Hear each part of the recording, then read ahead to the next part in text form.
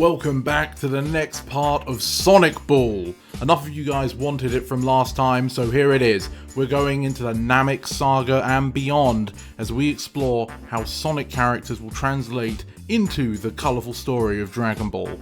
Now, as I mentioned in the first video, this is less of a traditional what if and more of seeing which Sonic characters can properly fit into the role of pre-existing Dragon Ball characters. We'll be treating it a bit like the storybook games such as Sonic and the Black Knight, where the Sonic cast do influence the character they replace, but only by a small degree, and unlike the storybook games, Sonic's going to be treated the same as everybody else. But I do highly recommend you go and watch part 1 before watching this video, otherwise a couple choices may not make sense since the explanation for them is going to be in that video. Before we jump into things, if you continue to enjoy this series and still want to see more, please leave a like and a comment down below, and don't forget to subscribe. And if you think you know anyone who would enjoy this series, feel free to share the video to them. Alright, let's see how they take out the new Namek. With Sonic hospitalized and a lot of their best friends and innocent citizens dead, the heroes decide that they need to seek out new powers to restore the Earth. And to do that, they're going to need an Namekian Dragon Balls on a foreign planet, of which none of them have the ability to travel through space. Of course though, I do not mean Namekian Dragon Balls, and I do not mean Namek. The planet in question, the home place of Kami, who remember in this story is Pachacamac, is a planet known as Nocturnus, inhabited purely by the species known as Echidna. Big the Cat will fly on a magic carpet to Amy and show her the spaceship that long ago the fused Echidna warrior used to arrive to Earth, so that they may reverse engineer its engines and head off into space. Once they do, we're going to meet the cast of characters from the Frieza Saga, starting with some of the Tyrant's henchmen. Zarbon and Dodoria, his left and right hands, are going to be replaced with Xena and Zomon, the Zetis from the Deadly Six. They are both as deep characters as those two were, so I think it fits. And what does Xena's transformation look like? Boom. It looks like that. Perfection. Then we have Kui, someone who apparently was somewhat of a rival for Vegeta in the days of the Frieza Force. Now, of course, now we're dealing with Shadow the Hedgehog. So his rival, who believes himself to be stronger than Shadow, is Infinite the Jackal. He claims that Shadow is weak compared to him, and he doesn't stand a chance. Unfortunately for Kui, he's soon going to find out that hedgehogs feature a strange power boost once they are beaten within an inch of their life. So Infinite turns out to be weak after all. Some of the Echidnas are characterized, obviously, as they're being harassed by the evil tyrant. Instead of having the young Dende as one of the few surviving children, it's going to be Takul taking his place. Now, Dende was a innocent character put in a bad situation who would be very helpful to the crew. And I've chosen him to be replaced by Takul because she is also a rather innocent character who isn't looking for violence, but is usually caught up inside of it. And the ability to heal, I think, is pretty fitting for Takul, so I've given her that role. And therefore, it would only make sense that the Elder Namekian, who unlocks the potential of numerous fighters, is none other than Boom Knuckles. He's big and powerful and most definitely wise. So yes, Boom Knuckles is the one dying on the throne during the end of Nocturnus' existence. But he is defended by one of the strongest Echidna warriors left alive, a powerful warrior known as Shade the Echidna. She stands stoically at his base and only moves on his orders. But the tyrant himself is not Frieza. Instead, it's Metal Sonic. The why for this is more to do with practicality than anything else. Of course, both are evil, but in different ways. But the main gimmick of Frieza is his transformations. And so if we use the base Metal Sonic as Frieza's first form, he can go up as follows. The second transformation puts him as Mecha Sonic Mark I, otherwise known as Silver Sonic. Then he becomes Mecha Sonic Mark II as his third form, and his fourth true form is Neo Metal Sonic. But what about when Frieza goes 100%? In that case, that's when Neo Metal Sonic becomes Super Neo Metal Sonic. But let's not forget the Ginyu Force. Frieza's backup and most reliable soldiers within his empire. This time, they're going to be Team Chaotix, led not by Captain Ginyu, but by Vector the Crocodile. Then we have Espio, a speedster, and his best buddy Ray, who always travels with him. Instead of Raccoon, we're going to have Mighty the Armadillo, and instead of Gildo, we're going to have Charmy B. They even have the theme song of Team Chaotix, they're detectives you want on their side, just like the Ginyu Force did. So with this roster, you're going to have some interesting fights, such as Shade having to defend against Metal Sonic on her own to buy time for Tikal, so that she may find Tails and Manic and share with them the special password to get the Namekian Dragon Balls to activate. But the Namekian Dragon Balls in this series are the Super Emeralds from Sonic 3 and Knuckles, far larger and more powerful than the regular Chaos Emeralds. And the password is not a strange gibberish language, but instead the Chaos chant from Sonic Adventure, with the servers being the 7 Chaos and all that, which was another reason I felt Tikal would fit well as the Dende stand-in. Sonic, at the same time, will have been travelling to this new planet Nocturnus and training under intense gravity, not by practicing his martial arts per se, but by running laps at around 100,000 times Earth's gravity within his spaceship. Things progress as you would expect them to. Stuff like Vector uses Change Now to take the place of Sonic's body with his own, or how the heroes do manage to wish upon the Super Emeralds to revive Knuckles and then teleport him to Planet Nocturnus, where he will later fuse with the crippled Shade the Echidna to raise his own battle power and fight off against the transforming forms of Metal Sonic. Tails, like Krillin, will get brutalized by the Silver Sonic form as it buzzsaws into his back, but thankfully there is a healer at bay. Around this time is also where Shadow proclaims that he is what's known as the truest state of being. He is a Super Hedgehog, something that only legends have proclaimed for, and in fact the reason Black Doom even bothered to create a hybrid between his own race and the Hedgehog kind to begin with. Unfortunately, just like with Vegeta, this is all hot air, and Shadow will be beaten down by the forms of Metal Sonic.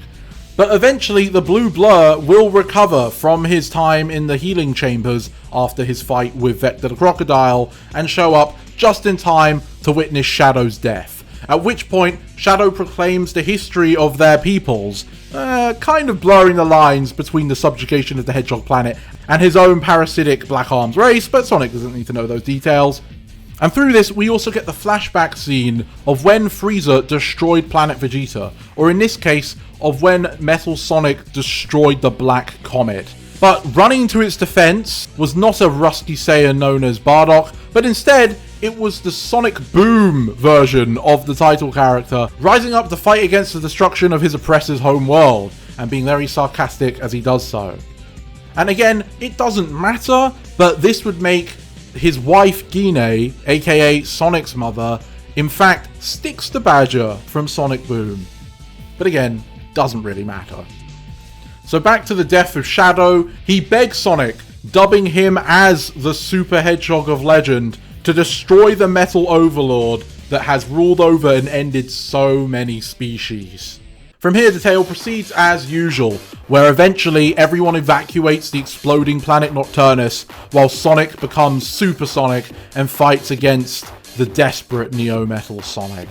And even though he gives him a chance to be free, he chooses instead for death, as Sonic rams straight through him with a supercharged headbutt, shattering him into tiny pieces, just as the planet seems to explode.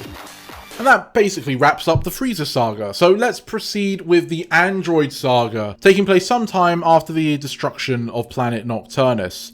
Arriving onto Earth to strike their revenge is a rebuilt Neo-Metal Sonic. Perhaps to differentiate him, he can have the colour scheme of Metal Sonic 3.0 or something like that. And with him is King Cold. Instead of being just a bigger version of Metal Sonic, King Cold is in fact going to be the Meta-X Commander from Sonic X.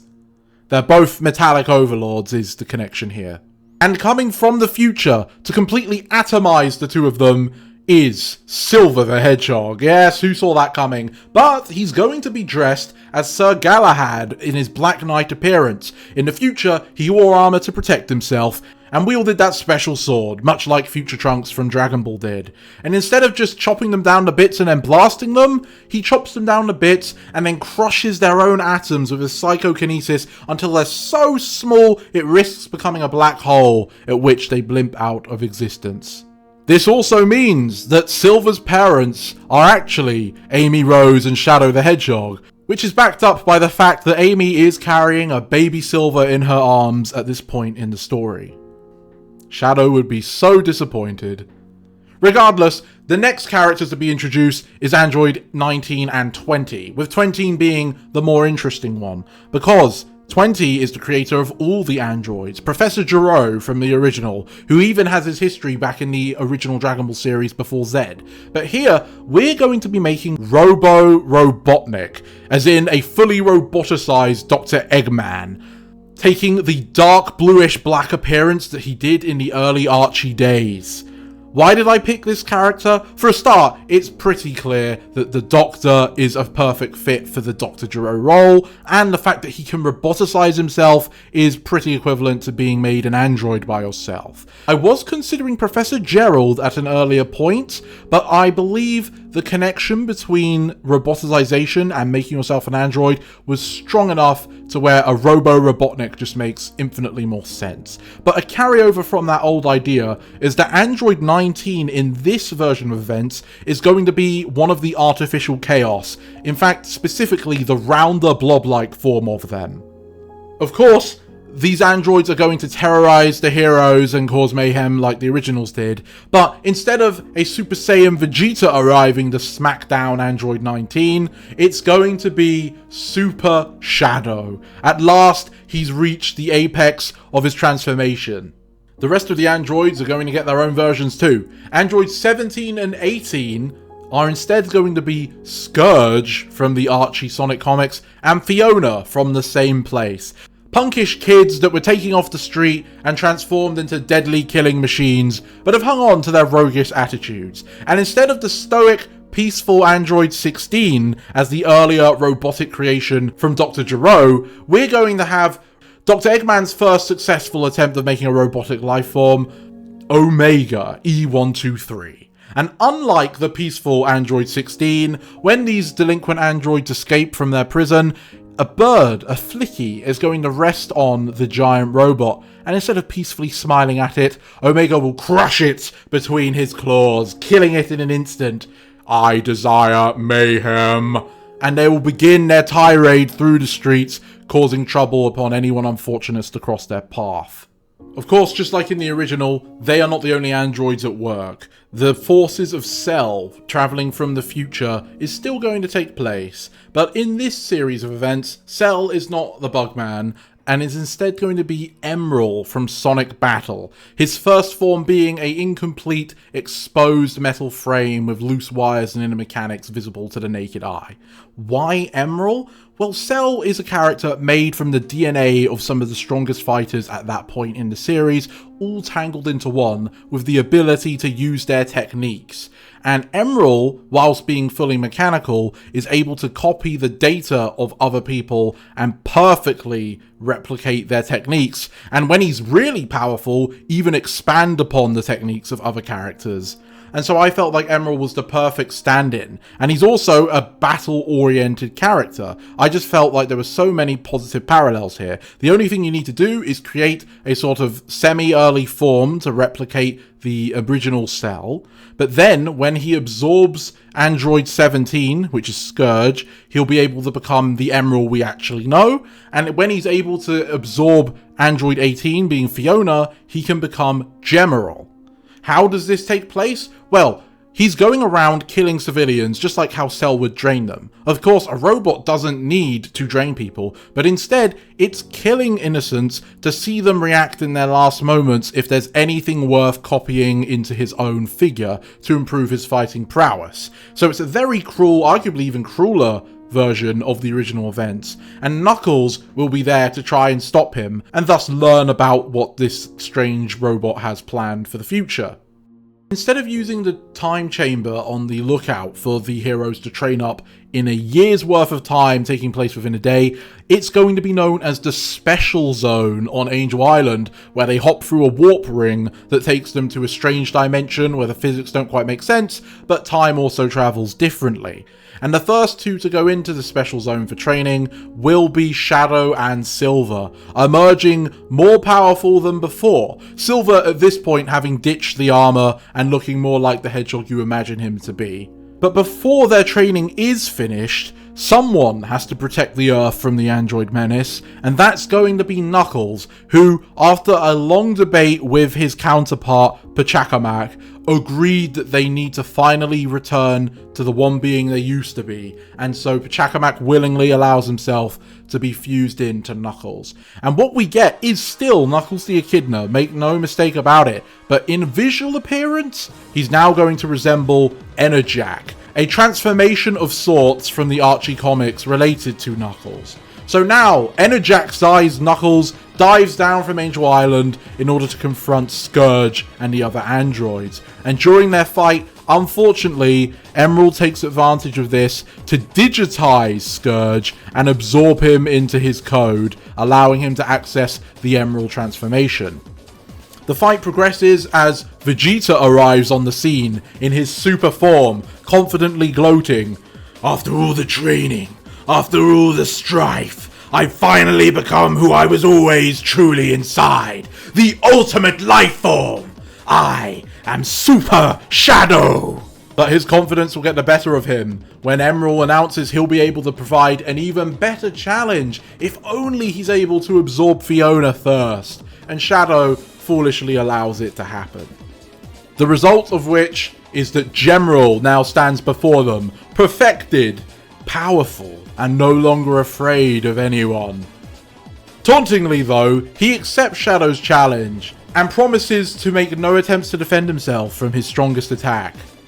"You think you're better than me? You fool! You haven't even begun to witness the true power I possess. You have no idea what you're dealing with!"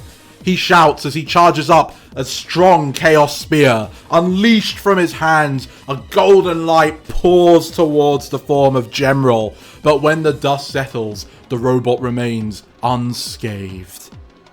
And Shadow, completely demoralized, is beaten down into the dirt. All of that training for naught. I should mention that just like how Super Vegeta at this point was an improved Super Saiyan, Shadow was an improved Super Shadow.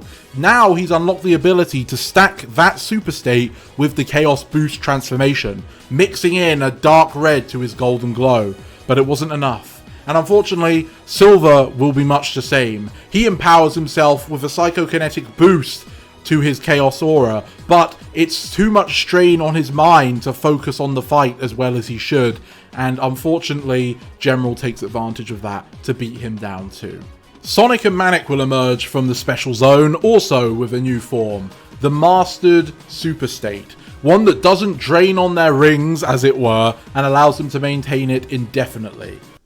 But what are the limits of this new super state? Is it enough to overcome General's amassed power? Is the world of Sonic doomed?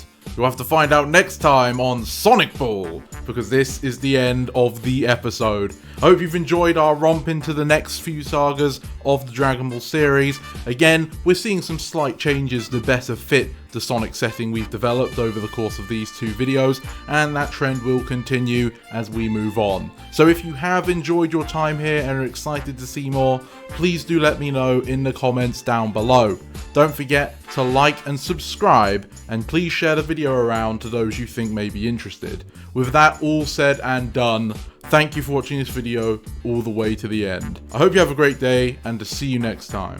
This is the Mighty Emperor, signing off.